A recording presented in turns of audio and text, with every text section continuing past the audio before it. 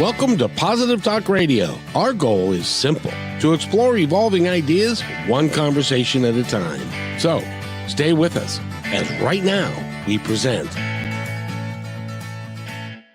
And welcome to another edition of Positive Talk Radio. And we've got a great one for you today. A very talented man who is going to talk to us about what he does to help people live their life and get the career that they want and live their lives a little bit happier. And he does that through something that he calls mentorship. And his name is Doug Lawrence, and he is sitting right over there. How you doing there, sir? Doing great. Thank you very much. And thank you for having me. Oh, thank you so much for coming. It's these shows are not worth a darn unless I get great guests.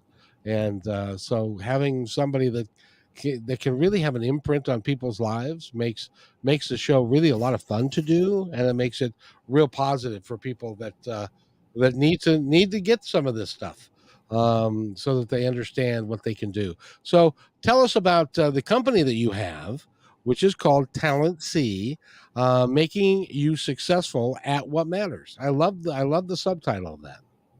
Yeah. So TalentC, I've started that in 2009, and it was the start of me realizing what this thing we call mentoring was all about.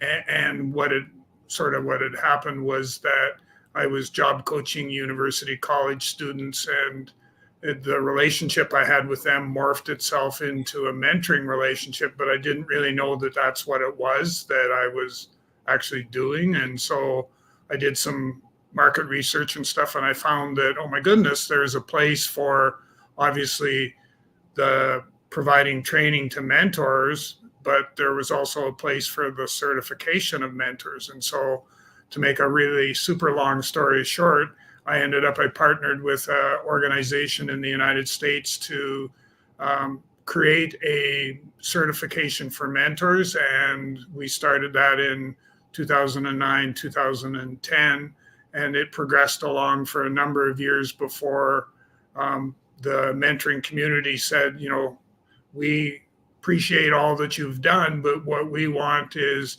we want to be certified, not so much from the education or the knowledge part of being a mentor, but we want to be certified as a competent mentor, and so what can you do? And so the company in the US, they weren't prepared at that particular time point to go down that road, but I found a colleague in Calgary, Alberta, who was that was his area of expertise, was the ISO standards, certification based on ISO standards and all that. So he and I embarked on a journey, and fast forward to today, that's one of the things that we offer through a joint company. But to come back and directly answer your question, it took me a while to kind of come around the horn. Oh, that's there, all right. This is good information. Was the aspect of my own company, TalentC People Services Incorporated, is very much focused on all things mentoring. So implementing mentoring programs in a workforce, one-on-one mentoring, leadership mentoring. I'm the director of practice and outreach for the sub company, I guess we'll call it, that I formed with my business partner in Calgary. So when we talk about being a mentor, what exactly is a mentor?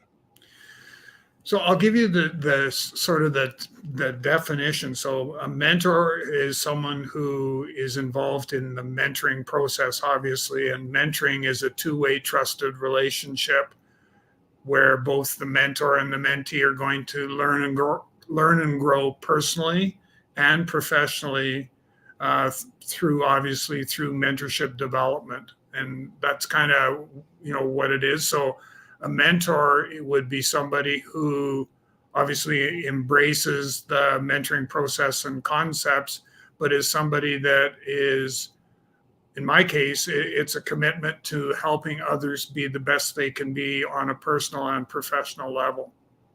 Now, how is that different from like being an executive coach or something like that? Is there a distinct difference between the two? That's a good question because I get asked it a lot, and uh, it's I see mentoring as more relationship based. So, like I'm mentoring people today that I've been working with them for probably 6, 7 years, and you'd probably think, well, gee, you'd think you'd have been able to help them with whatever, but where it comes for me is it's the relationship, and they know that they can pick the phone up at any given time and call me, and I'll just listen. I'll let them talk their way through stuff. Where I see executive coaching or even just coaching is it's very much it's very performance driven. So it's right. It's there's an issue that we need to deal with, or we're going to go and here's the process we're going to follow. Where if that was me coming in as the mentor, I would sit down and sort of say, okay, let's have a conversation initially. And then after that, I want the mentee to be sort of driving the bus. I want them to take ownership of where we're going and how we're going to get there. And I'm just going to guide you. I'm going to steer you in the right direction. And that's where, when, somebody says, well, what do you need for skills? What do you need to have for skills to be a great mentor? Well, one of the biggest things is listening and hearing and effective communication. Listening is a forgotten art, at least in the world that I've been in. A lot of people don't listen. They are preparing rather than listening. They're preparing for what they're going to say based upon what they think they heard, rather than listening to what the other person actually said. Does that make sense? It does. Yeah, it does. And it's kind of interesting and very strange, I guess, in some way. But I'm involved in a meeting tomorrow, and they're bringing someone in to do a presentation on listening. And here we are, we're talking about it, and you had to go through this 2-page questionnaire, a listening self inventory, and it's how you perceive yourself responding or not responding to various conversations and stuff like that. And so I'm going, okay, and I'm thinking, I probably shouldn't be circling them all the same, but that's the reality of what it is for me, because of the teaching that I will go through with some of the people that want to become effective mentors. Some of these are points that we actually talk about quite often, and so it sort of made sense after I thought about it. Was that, yeah, circling all the answer A and B's kind of makes sense because that's the market I'm working in. So, being a mentor, it's a much deeper relationship with the mentoree than like coach and type information, because you're working with these people for literally years.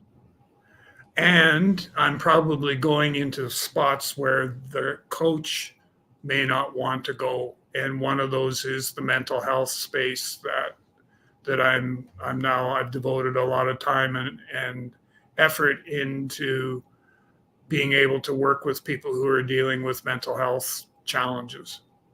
I think we all get to deal with that from one time or another. How do you identify it somewhat? And does it take a long time and a degree and all of that to be able to understand it and to work with it?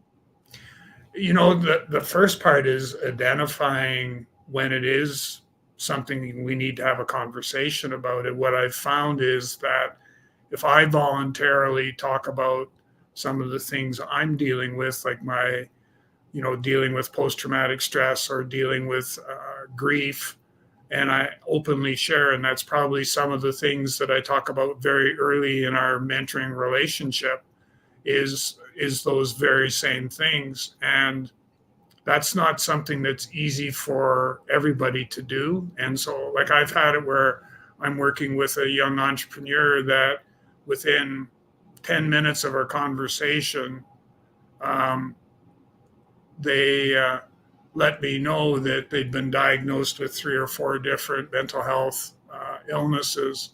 And that was without me kind of poking and prodding. And all I actually did was I just shared my own story. So you've been down the road and you've got the experience of going down the road of mental health and with PTSD and some of the other ones, bipolar would be another one that comes to mind, or some of the can those are major things that we are dealing with as a culture, aren't they? They are. And I think, for the benefit of your listeners, thinking that here's this rogue Mountie or mentor running around trying to heal the world, and that's definitely not the case. Is that there are definite, from my perspective anyhow, and what we teach people that want to go down this path is that you need to know where the line in the sand is, and you don't cross over into a space where it would normally be dealt with by a counselor, social worker, psychologist, or psychiatrist. That my job is to listen and hear when you're comfortable wanting to talk about what it is you're experiencing. My job is to listen and hear and to make sure that are you availing yourself of all the professional help that you could get your hands on, and then are you comfortable having me sort of standing beside you, so to speak, as your support structure. That's got to be a very comforting thing for someone to have someone that we take into our inside, if you will, because we've all got this little gate that we surround ourselves with, and we don't let people in, generally speaking, and even family and friends. We don't necessarily treat that like a relationship that you can let them in. You open up the gate and let them in, and close the gate, and then you can have a real conversation. So that how do you get someone to let you into the gate, as it were? A large part of that is it's building a trusting relationship, and it's all focused on trust, but it's also making sure that they understand and living up to those expectations myself is that what we talk about is confidential. So I don't go and say, I had a meeting yesterday with Kevin and this is what Kevin said. And, oh my gosh, the poor guy, I feel really bad and all that stuff. That just doesn't happen. Which is a matter of trust, and you have to be able to trust somebody if you're going to talk about things that you might not have told anybody in the world, and but it's affecting you in a profound way. You really need that trust in order to get that out. And what I found is that by creating that level of trust, creating that level of confidentiality, and also sharing some of my own personal stories that demonstrate my vulnerability, that creates that safe environment for the person to want to open up and share a bit more. And for me, it's probably not the best definition or example of gratification, but for me, the gratification I get is when I get told something that I know no one else has been told. Yeah, that's can be gratifying, and also can be a heavy burden. It can be, especially when you sort of, you sometimes the depth of the information that you get is such that you ask yourself, and I needed to know that because of why. And I think back to times when I was still working in the Royal Canadian Mounted Police, managing 140, 160 employees, males, females, all different categories of employees. And it was not uncommon for a male or a female employee to walk in, sit down, close the door, and just do a dump. And it would be personal stuff and work related stuff. And you're kind of sitting there, and I'm going, and I needed to know this because why? And then I thought, Doug, take that step back and be thankful for the trust that they place in you, that they know they can come to you and they can tell whatever story that they want or tell whatever they want to you, and they know it's not going to go anywhere else. I imagine being working for the Royal Canadian Mounted Police, and there are some relatively horrific stories that you have heard in private that have stayed in private, um, because they needed that expertise and they needed to be able to get that off their chest in an environment that they might not get anywhere else. True.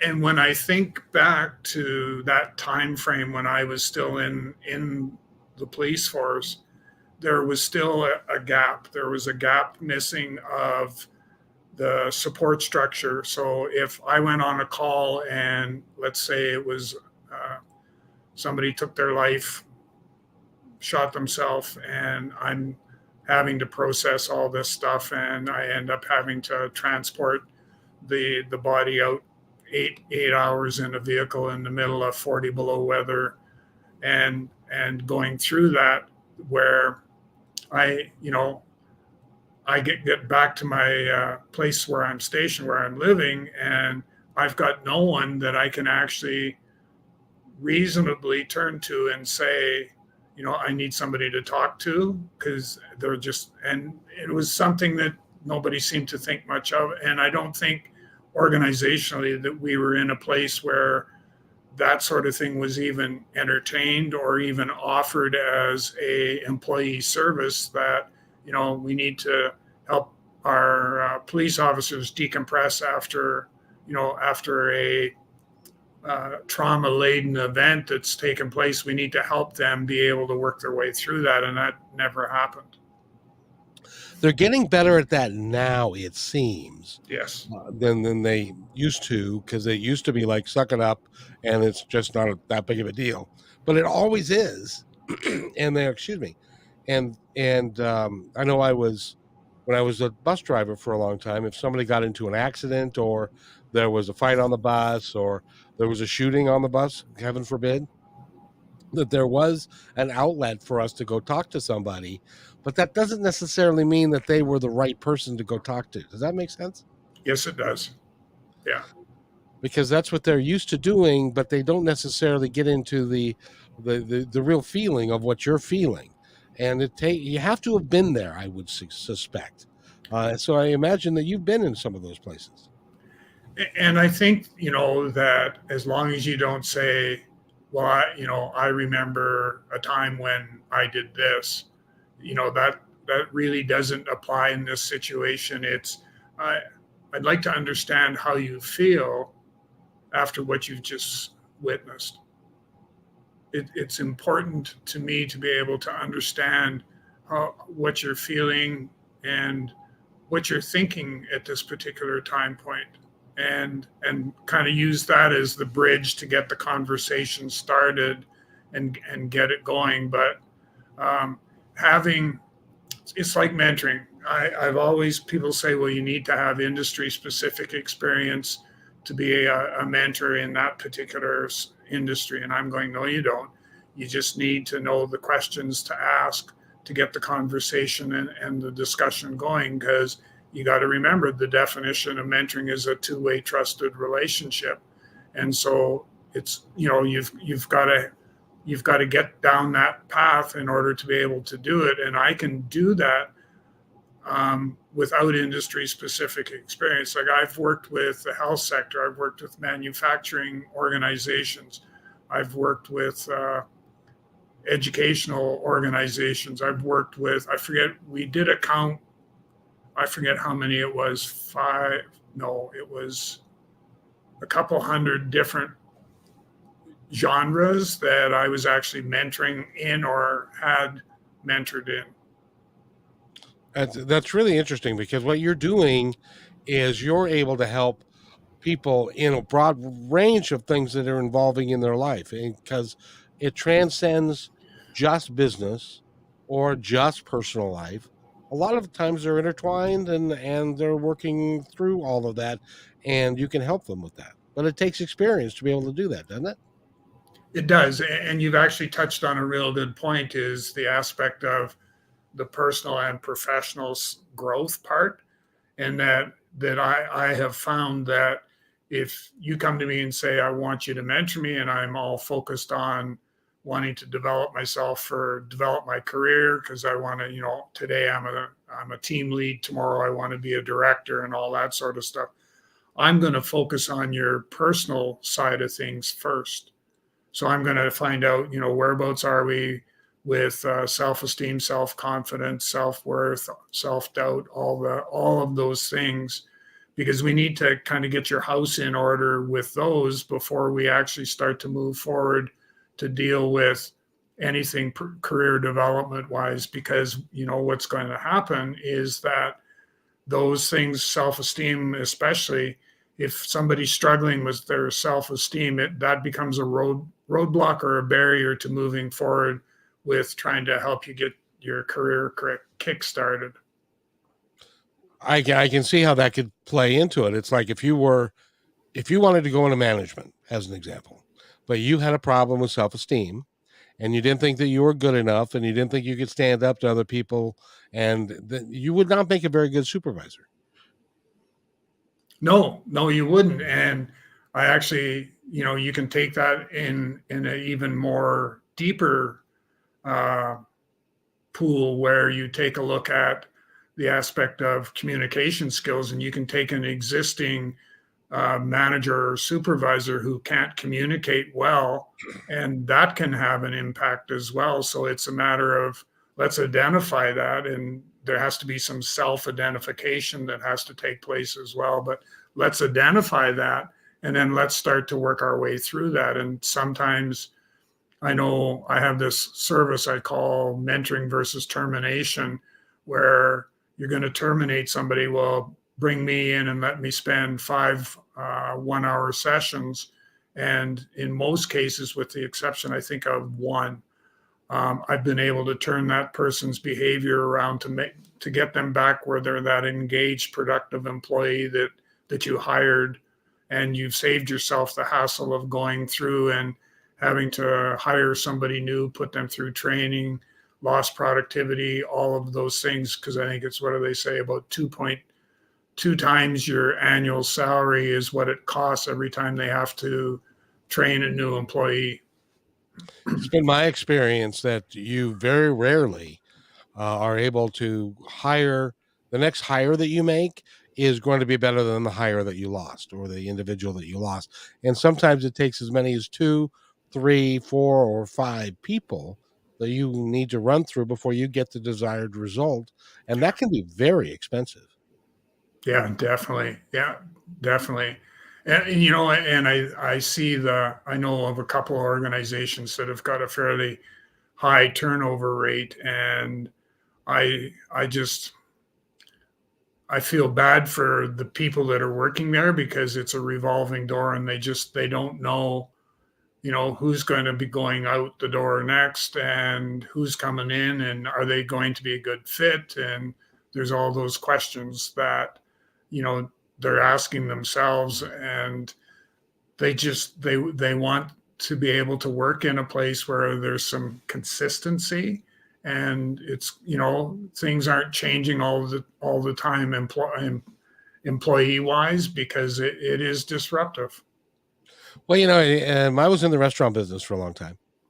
And what I found was that when you had high turnover, it affected your entire business. It affected your customer base. It affected the other employees because they're constantly having to retrain, and they can't just go and enjoy their customers. They have to be retraining people and stuff. And it causes your business to not thrive because nobody is as good, or because it takes time to get good at a particular function that you're doing. And if you don't take that time, or you're continuing to turn that over, you never get there. And so it's bad for the business. Why isn't it that some businesses don't recognize that? I don't know. It's the same sort of thing as you were describing the situation. I'm thinking, oh, plug a mentor in there, plug a mentor in there, right?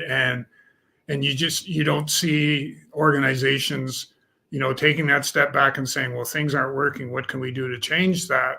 And then someone saying, well, let's try this mentoring thing and see what will come from that.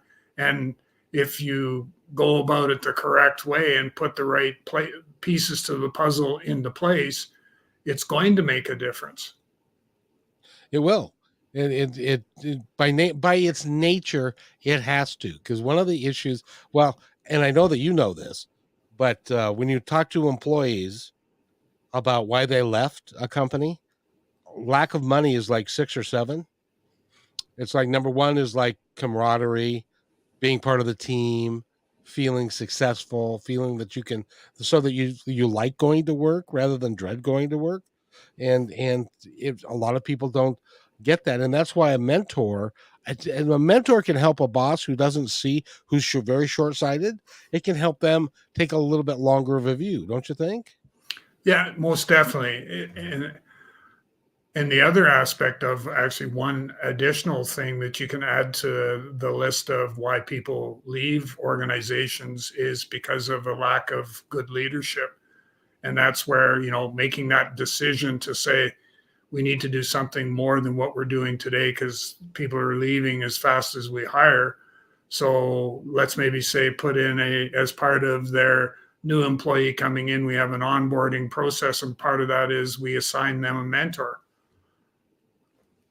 That makes a world of sense. And then you can help train the manager, because one of the things that I've always noticed is that, if you ever noticed that when guys get promoted or gals get promoted into a new position, it's because they either were a really good salesperson and when they were a salesperson, or they were a really good secretary or whatever it was. That doesn't translate necessarily into being a kind, compassionate, effective boss. And that's why a Yeah. mentor would be really helpful, to get them to see, because there are lots of blind spots, and it would be Yeah. great for them to be able to see the blind spots. Yeah. Most definitely. And they used to say at times in the police force, they used to say that the only way that people got promoted was they either A, got into trouble and so they promoted them, or B, they decided that they needed to get them out of this particular area, so they promoted them into a new area.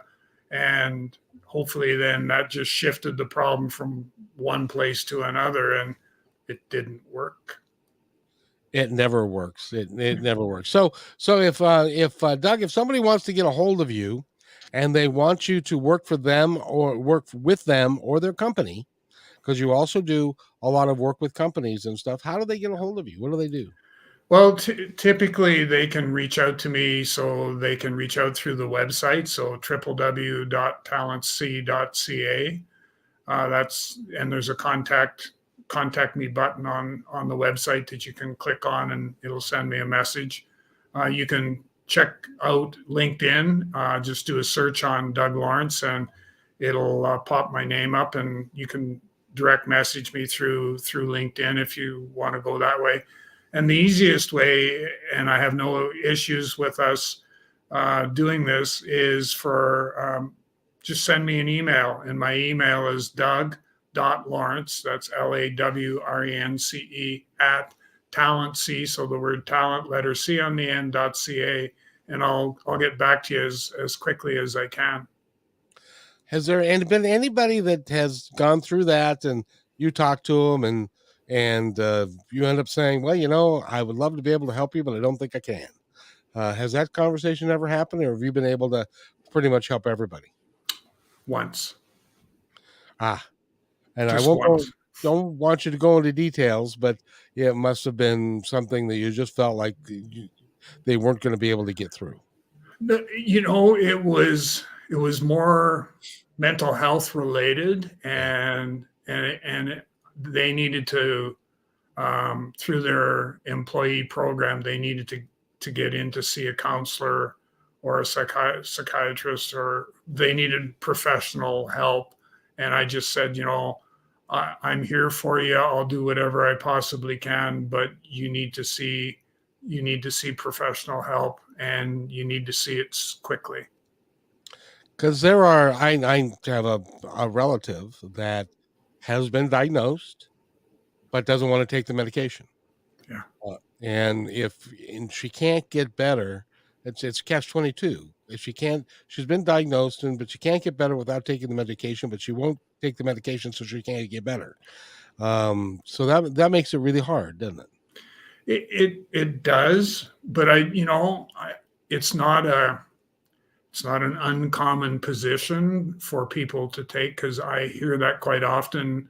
I was working with a young lady who had bipolar, was diagnosed bipolar, and absolutely refused to take the medication because the side effects, from her perspective, the side effects were worse than just dealing with the illness. And I respected that, and I did what I could to help her work through um, her her bipolar rants, as I used to call them, where she would just unload for 45 minutes to an hour. And that was what was needed. Was she just needed to vent to somebody who stayed quiet and was non-judgmental. And she said, I don't need pills. I got you. Why would I need pills?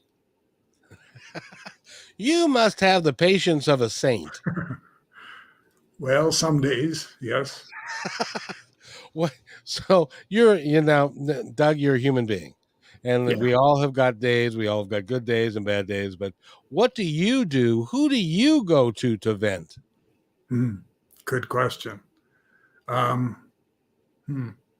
Actually, I have probably two or three people that I can go to, and for me, it's a matter of, I just need to get this off my chest. So don't ask me questions. Just listen. And then I would go 20 minutes later. I would say, thank you very much. I feel really good now, and we'll talk again. And that's what I need. That is a nice place to go when you need somebody to, because most of us, if you go to a family or friends and stuff, a lot of us are judgmental, and a lot of us will say things that we probably shouldn't say, but we think we're doing the right thing, but we're really not, which is why it's important for someone like you to know the right things to say and what not to say, more so. Yeah.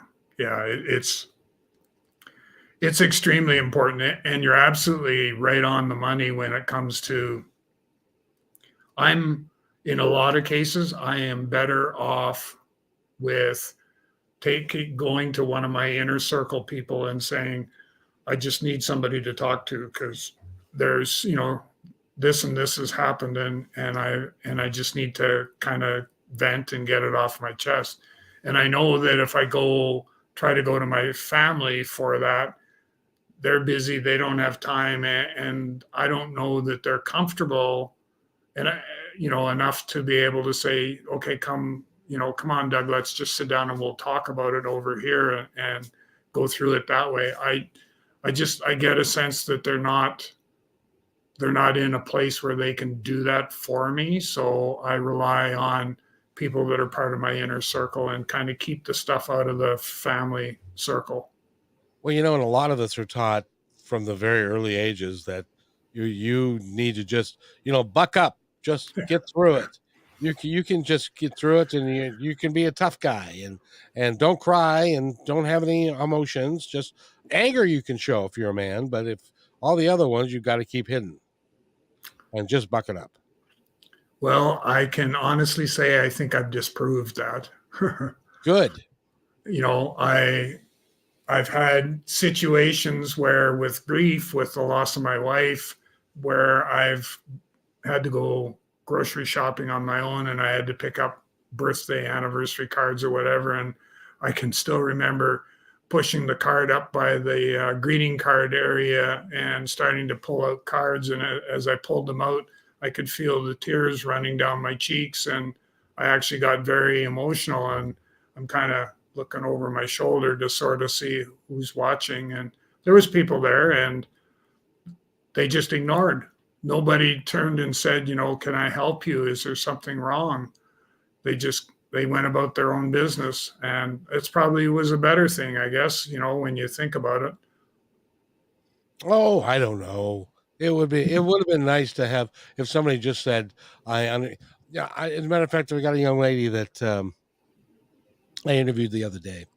And what she does to help people is she's got these polished stones, Ah, and the polished stones have got the inscription hope on them. And if she runs into somebody who she feels like they just need a little bit of hope, she'll just walk up to them and say, "Here, I want you to have this." nice. Doesn't engage with them, doesn't do anything other than, "Here, I want you to have this." And it's just a little bit of hope. I think that's a really cool thing to be able to do. Yeah, I do too. I really like that. I really like that. It's amazing what we can learn from each other Yeah. if we take the time. And Well, go ahead. I was just going to say, and especially in light of all the different things that we're dealing with, PTS and the aspect of grief and that, and I'm absolutely blown away by the number of people that are impacted on a daily basis by grief. It's just it's so yeah. You take a look at the number of people that are dying or passing away from cancer, which is the leading cause of death in the world today, and you kind of go like, how do we even get past that? How do we, how what do we need to do to make that better? And I still haven't found the answer for that one. It's tough. I have a friend of mine that her mom and dad passed away 20 years ago, Yeah, and she's still affected negatively by grief. And it's not something that, and she's tried, Elizabeth Kubler-Rice wrote the book, The Five Stages of Grief, and stuff, and shows she read that, and that helped a little bit, but not really. It's a very individual thing, this grief, isn't it? yeah, it is. Um, and it's interesting because I was searching, looking for one of my colleagues to write the foreword in my next book, and I shipped off the information and stuff. And what she had come back with was that this was caused her to do a lot of reflection about those around her, and and it was a heart wrenching story where, because in the book I share my dealing with grief and stuff like that, and she said that it was a very heart wrenching experience to have to read that and then be able to write the foreword for the book. It's hard, Yeah. especially. And by the way, I'm sorry for your loss, Yes. Thank you. and I can't imagine losing um, a spouse. That would be it. That and a child would be the two worst things.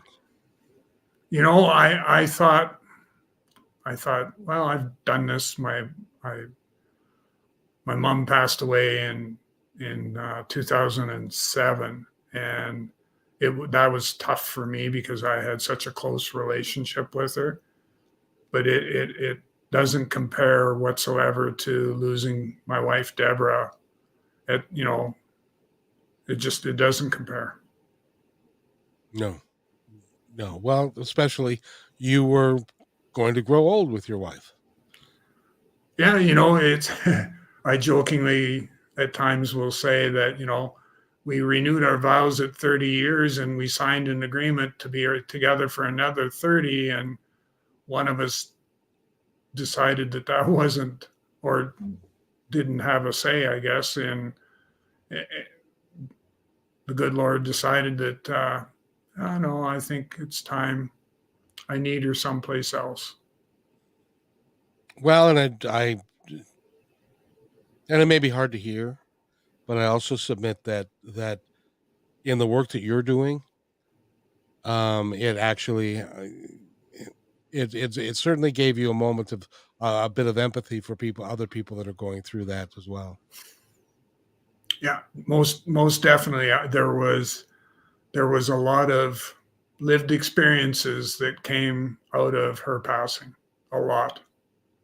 Yeah, and the sad thing is about that is that we all are going to face that, either somebody that we know or love, I mean, I lost my best friend from high school 2 years ago, my brother 2 years ago, my mom last year. It's like when you get older, that stuff just starts happening all over the place.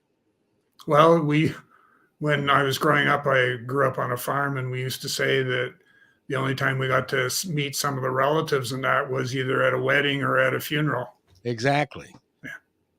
Exactly. Before my mom passed, one of the things that they did was like on a weekly basis, somebody had gone, so they went to somebody's funeral like once every week or once every other week, and that kind of stuff. But it's how you choose to deal with it, and the frame of mind which you take from it. Yeah. That really matters, and how you deal with it. Yeah. Um, because we all miss people that the folks that we love that have passed, but I tend to believe that they still are around. Maybe that's my own self delusion to make it a little bit better, but I don't know.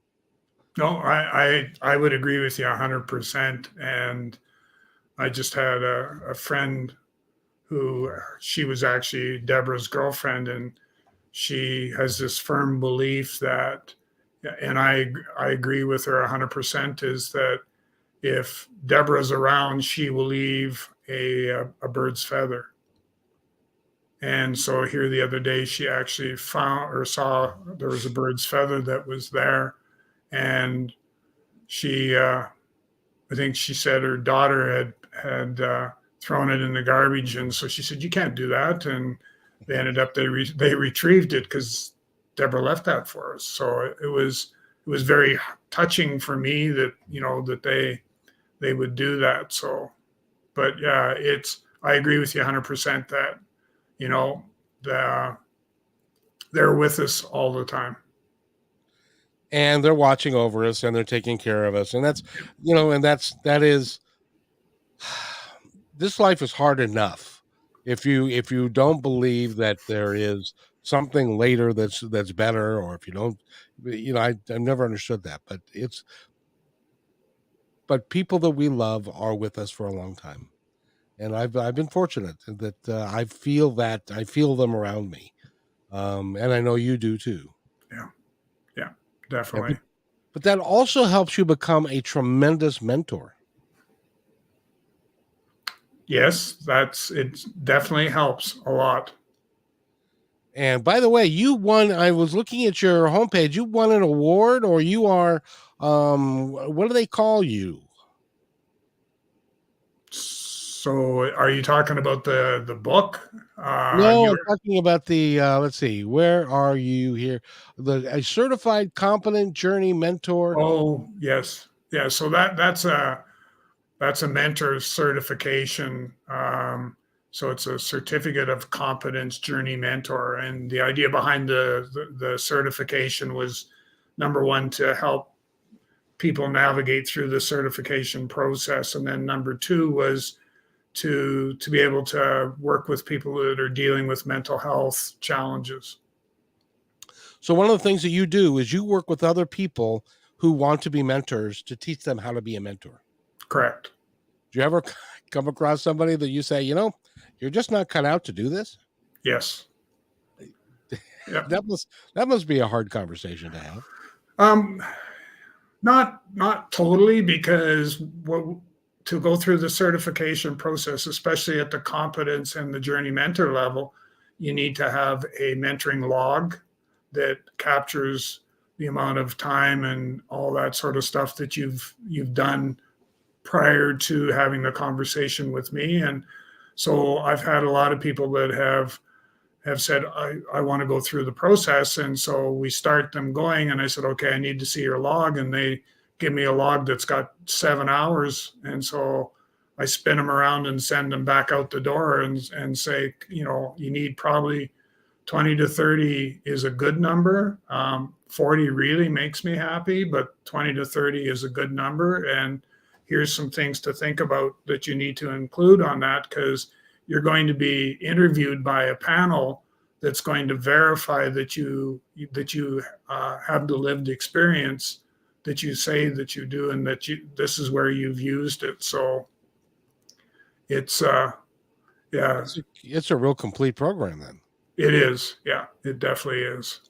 Well, if somebody would like to do that, they can follow it and do the same way by going to Talent, which is TalentC.ca.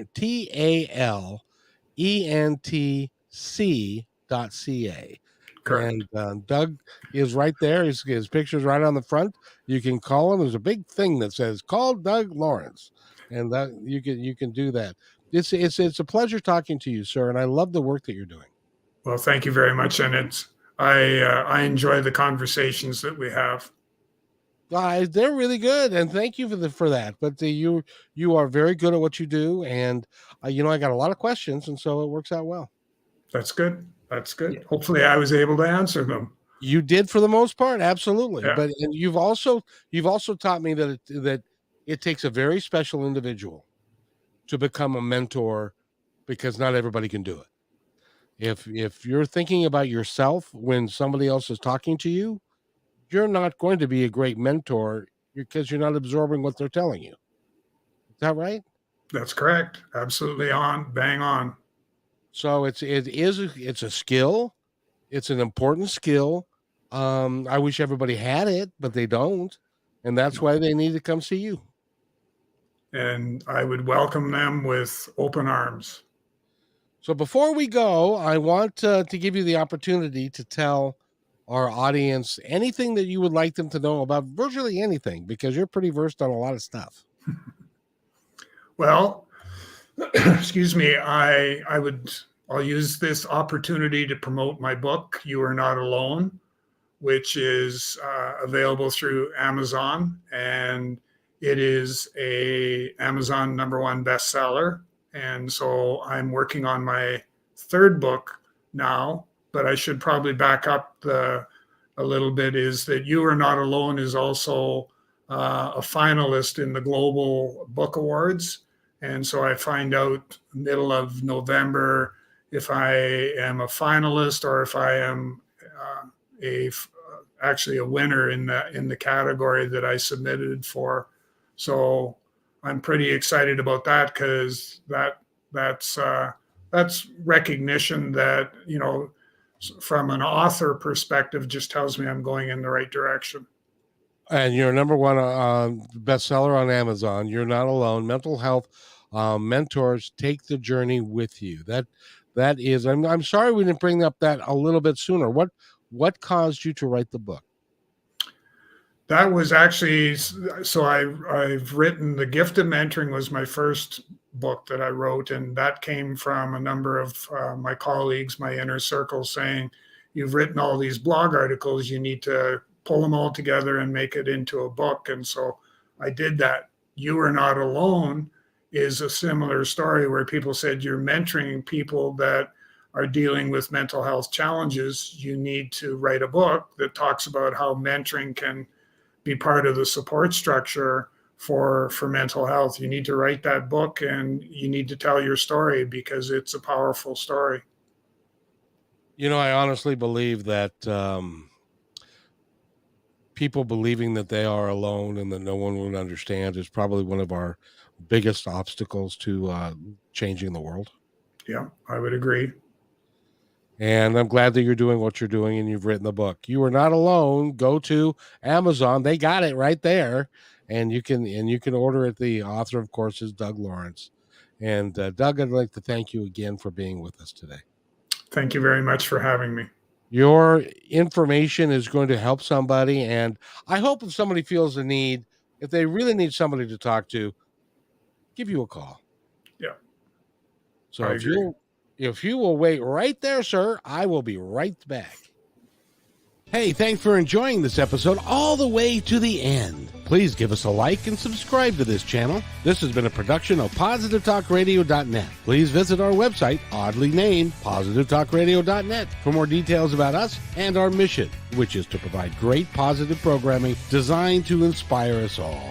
I'm Kevin McDonald, and I'm proud of these shows, and I truly hope that you'll like them and share them with friends and family. So on behalf of our entire team, remember, be kind to one another, because